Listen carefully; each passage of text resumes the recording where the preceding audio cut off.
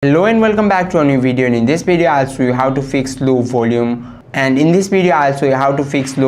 call on iPhone. For that, make sure you have increased your volume during calls and and clean the speakers and remove the case or screen protector if it's very thick and it cover ear speaker.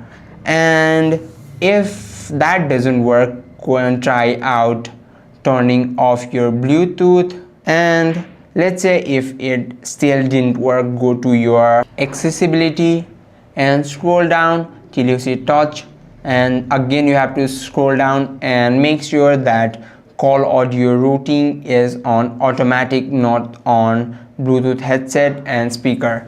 And this way or let's say if still it didn't help you out, then try out restarting your phone. If it still didn't help you out, try out restarting your mobile phone or updating your iOS, and that should help you out. I hope this video helped you out. If you have any questions and queries, just let us know in the comment section. Thank you for watching.